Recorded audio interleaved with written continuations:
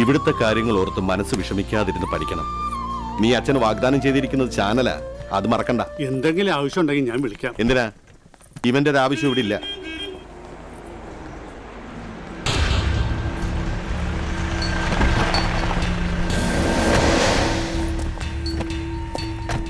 എന്താ വർഗീസേ? ഒന്നുമില്ല. പിന്നെന്താ പരിവാരങ്ങളൊക്കെ ആയിട്ട് എന്താ പ്രശ്നം? അത് ചെറിയൊരു കൺഫ്യൂഷൻ. ആ ആംബുലൻസ് വാനിന്റെ ഓണർഷിപ്പ് പരിശോധിച്ചപ്പോ മാധവേട്ടന്റെ പേരില്ല. എന്താ സംഭവിച്ചെന്ന് ഒരു ഐഡിയയും കിട്ടുന്നില്ല. മാധവേട്ടനൊന്ന് SP ഓഫീസർ വരണം. ഒരു സ്റ്റേറ്റ്മെന്റ് എടുത്തിട്ട് ഇപ്പൊ തന്നെ വിട്ടേക്കാമെന്ന് ഇവിടെ അറിയിക്കാൻ വേണ്ടി പുതിയ SP അദ്ദേഹം പറഞ്ഞു.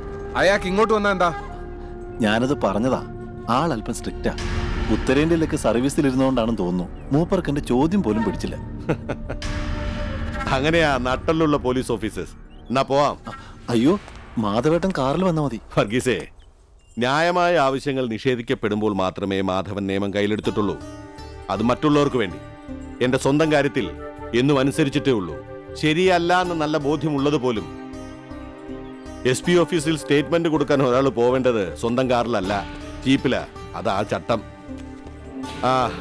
ഇതിന്റെ പേരിൽ നിന്റെ യാത്രയൊന്നും മുടക്കണ്ട. ജമാലെ, നമ്മുടെ രജിസ്ട്രേഷനുള്ള വണ്ടി എങ്ങനെ അവിടെ എത്തിയെന്ന് അന്വേഷിക്കണം. എന്നിട്ട് ആ വിവരമായ ഉടനെ SP ഓഫീസിൽ വരണം. വർഗീസേ, പോവാം.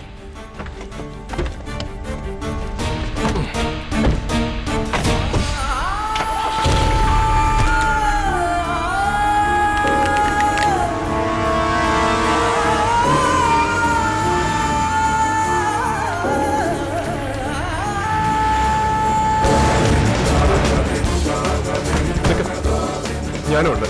അപ്പൊ യാത്ര വണ്ടി എടുക്കട്ടെ മാല.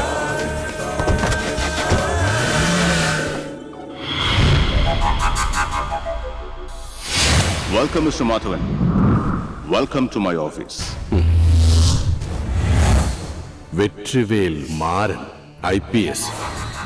അപ്പോ താനാണ് വർഗീസ് പറഞ്ഞ സ്ട്രിക്റ്റായ പുതിയ SP. സൗഖ്യമായിരിക്കങ്ങളെ? കടവുൾ സഹായിച്ച സുഖത്തിന് ഒരു കുറവുമില്ല മാധവ. നല്ലത്. അതങ്ങനെ തന്നെ ഇരിക്കട്ടെ എപ്പോഴും.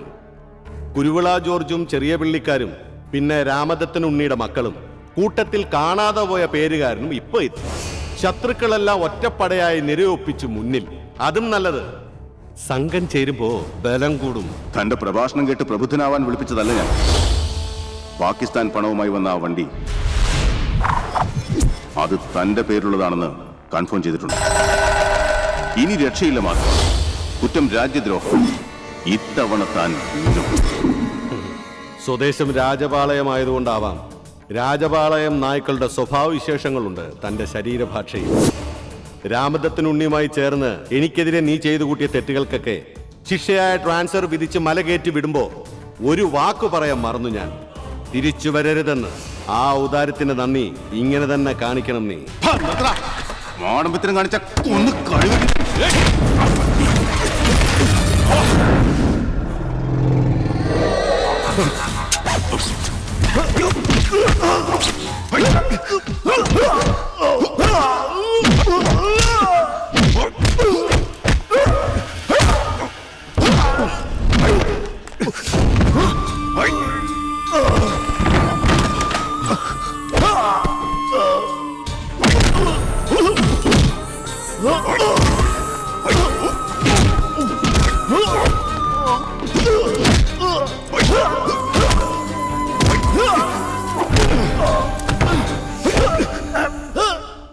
നീ ആഗ്രഹിച്ച പോലെ എല്ലാം നടന്നിരുന്നൊരു കാലം ഉണ്ടായിരുന്നു മാധവ. അത് കഴിഞ്ഞു. ഇനി അങ്ങോട്ട് രാമനുണ്ണിയുടെയും മുകുന്ദന്റെയും കാലവാ. അതിന് ചൂട്ടും പിടിച്ച് വഴി നടക്കാനാടാ വടക്കേന്ത്യയിൽ നിന്ന് രാഖ്യരാമൻ ഞാൻ ഇങ്ങോട്ട് വന്നത്. ഈ കേസിൽ നിന്ന് നീ എങ്ങനെ ഊരുവെന്ന് എനിക്കൊന്ന് കാണണം.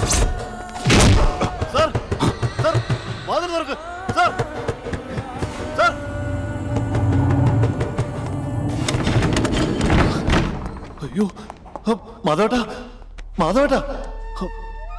സാർ, എന്ത് തെണ്ടിത്തരോ സാർ ഈ കാണിച്ചത്? സാറിനറിയോ ഇത് ആരാണെന്ന്? അറിയാടോ, കള്ളനോട്ട് കേസിലെ പ്രതി. എന്താടോ, ഇങ്ങനെയല്ലേ ഇത്തരം കേസിലെ പ്രതികളെ ചോദ്യം ചെയ്യുന്നത്? ഒരു കാര്യം ഞാൻ പറഞ്ഞേക്കാം. ഇയാളുടെ എച്ചിൽ നിന്ന് വളഞ്ഞു പോയാണ് തന്റെ നട്ടല്ലെങ്കിൽ കുനിഞ്ഞു നിന്നോ. പക്ഷെ എന്നെ അതിന് പ്രതീക്ഷിക്കരുത്. മനസ്സിലായോ? എന്താണോ മറുപടി പറയാൻ വയ്യേ? Sir, that's it.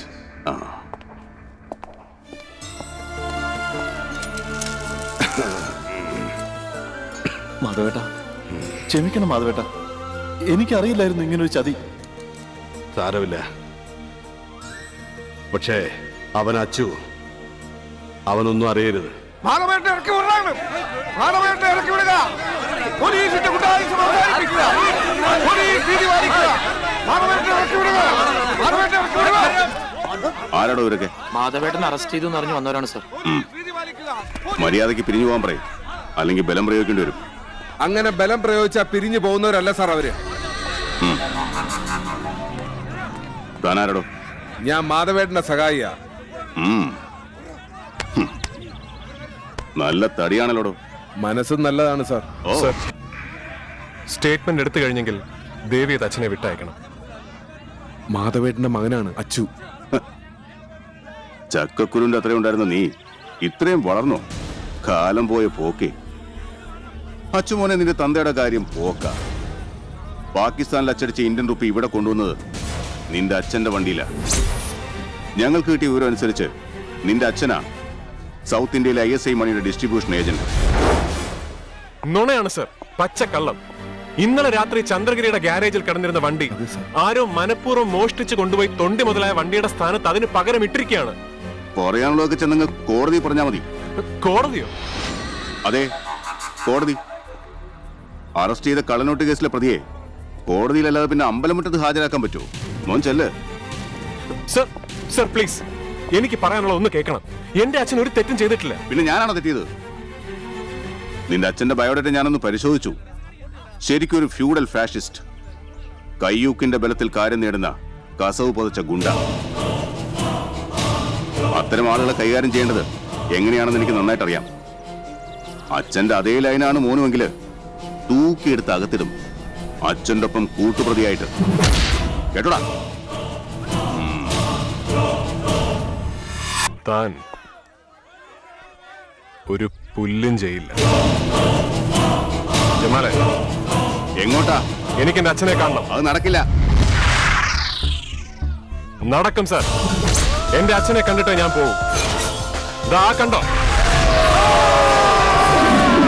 ജനങ്ങളാണ് ചന്ദ്രഗിരിയിൽ മാധവൻ എന്ന എന്റെ അച്ഛന്റെ പ്രജകൾ. ഞാനൊന്ന് കൈ ഞൊടിച്ചാൽ മതി, അവരിങ്ങ് കേറി വരും.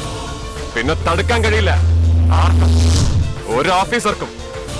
എന്നെ കൊണ്ട് അത് ചെയ്യിക്കരുത്.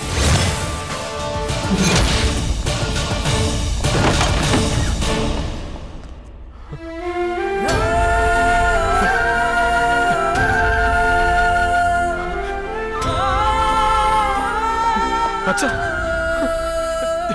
അച്ഛാ, എന്താ അച്ഛാ? ആരാ അച്ഛന്? എന്താ അച്ഛാ പറ്റിയത്? നീ എന്തിനെപ്പോ ഇങ്ങോട്ട് വന്നേ?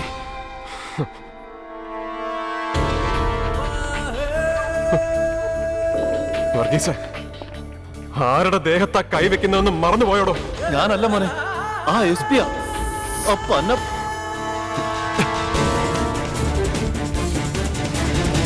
മോനെ അച്ചു, വേണ്ട.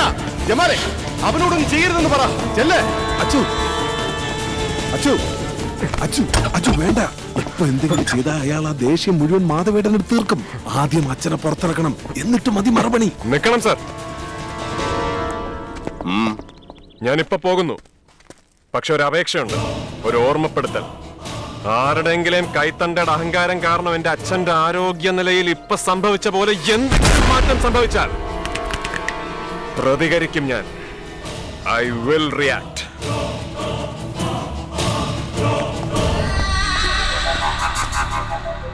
കേസിന്റെ സ്വഭാവം വെച്ച് നോക്കുമ്പോ ജാമ്യം കിട്ടുന്ന കാര്യം സംശയമാണ്.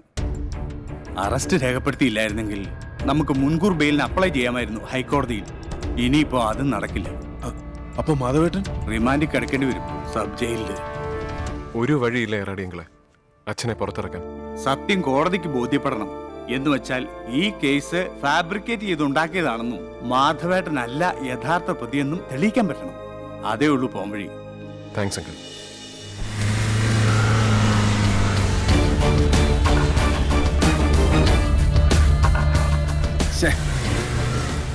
CM-ന്റെ ഫോൺ ഔട്ട് ഓഫ് കവറേജാ.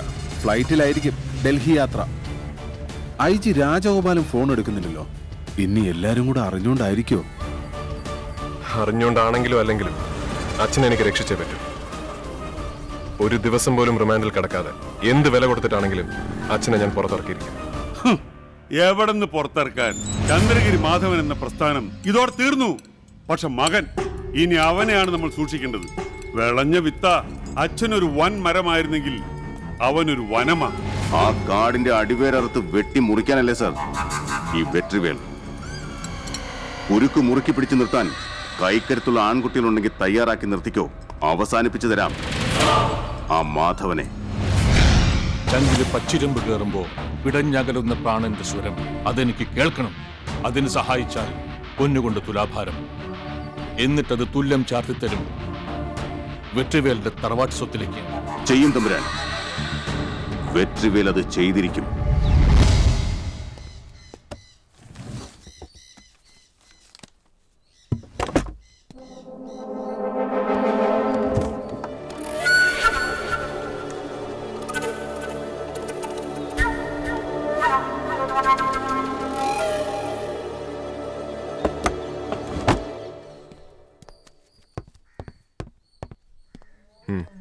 അല്ല, ചെയ്യാൻ പോകുന്നത് എന്താണെന്ന് പറഞ്ഞില്ല. ആ ആംബുലൻസ് ഡ്രൈവർ, അയാളാണ് ഈ കേസിലെ പ്രധാന കണ്ണി. അയാളെയാണ് നമുക്ക് വേണ്ടത്. പിടിക്കണം, അതാണ് ഒന്നാമത്തെ കാര്യം. ഇവിടെ വെച്ച് നടന്ന ആംബുലൻസ് അപകടം നേരിൽ കണ്ടവരാരെങ്കിലും ഉണ്ടെങ്കിൽ വിവരമറിയിക്കുക.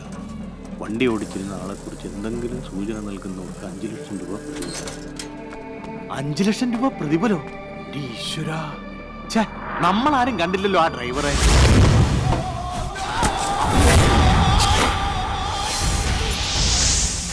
തമ്പുരാനേ, തമ്പുരാനേ, തമ്പുരാനേ, എന്താ എന്താ പറ്റി? തമ്പുരാനൊന്ന് വിളിക്ക്. അച്ചുവേട്ടാ, തമ്പുരാനേ, തമ്പുരാനേ, ഞാൻ കണ്ടതാ. അവനെനിക്ക് ഓർമ്മയുണ്ട്, ആ മുഖം.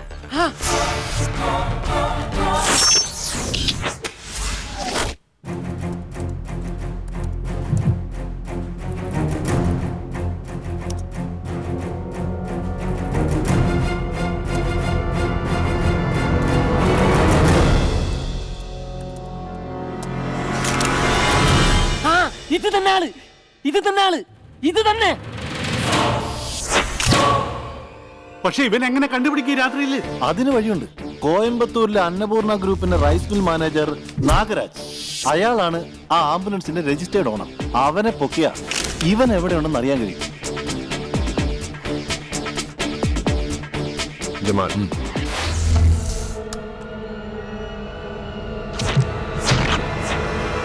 Okay, operation success. ഐറ്റം കൊണ്ട് പിള്ളേര് ചെന്നപ്പോ കോയമ്പത്തൂർ എണ്ണാച്ചി സത്യമായിട്ട് പറഞ്ഞു. ആ ഡ്രൈവർ ഇവിടെ തന്നെ ഉണ്ട്, നമ്മുടെ ചന്ദ്രഗിരിയില് ചെറിയ പള്ളിയില്ലേ.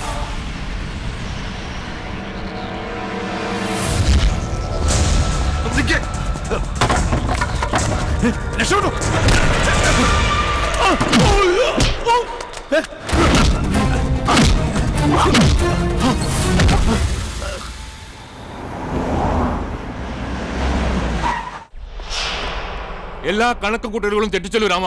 ആ ചെറുക്കൻ ഇല്ല ഏട്ടാ, ഒന്നും തെറ്റിയിട്ടില്ല. കോഴിക്കോട്ടുകാരൻ ഡ്രൈവർ മുസ്തഫ നമുക്കെതിരായിട്ടൊന്നും ഒരു നിശ്വാസം പോലും തെറ്റായിട്ട് ഉച്ചരിക്കില്ല കോടതിയിൽ. അതോടെ കൂടുതൽ അപഹാസ്യരാവും മാധവനും മകനും കോടതിയുടെയും മീഡിയയുടെയും മുന്നിൽ. പിന്നെ 14 ദിവസത്തെ ആദ്യ റിമാൻഡ്, തുടർന്ന് അങ്ങോട്ടുള്ള പുതുക്കൽ. ചുരുക്കി പറഞ്ഞാൽ ഇയാൾ പറഞ്ഞതുപോലെ കാരാഗ്രഹത്തിൽ തീരും മാധവന്റെ ഹലോക ജീവിതം, അല്ലേ?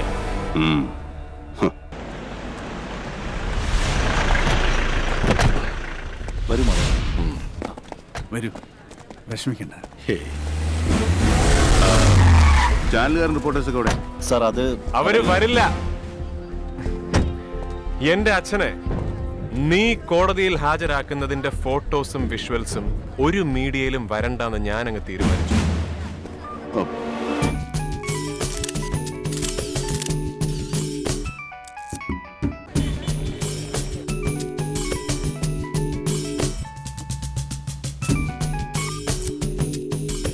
ഹലോ, ഏഷ്യാവിഷന്റെ സന്ദീപ് അല്ലേ? അല്ല, ജമാൽ, ചന്ദ്രഗിരിയിലെ.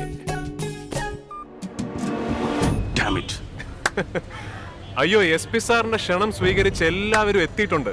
പക്ഷെ ചൂട് കാലമല്ലേ, അതുകൊണ്ട് അവർക്കൊക്കെ ചന്ദ്രഗിരിയുടെ വക അവിടെ ഒരു ട്രീറ്റ് കൊടുത്തുകൊണ്ടിരിക്കുകയാണ്. ഇതിന്റെ പേര് ഗുണ്ടായിസം. മോർണിംഗ് വാ. ഇതിന്റെ പേരല്ല ഗുണ്ടായിസം, ഇതിന്റെ പേരാണ് ഗുണ്ടായിസം. ചലക്കാണ്ട മിണ്ടായിരുന്നാണ് മൊട്ട അടിച്ചു തീർക്കണം.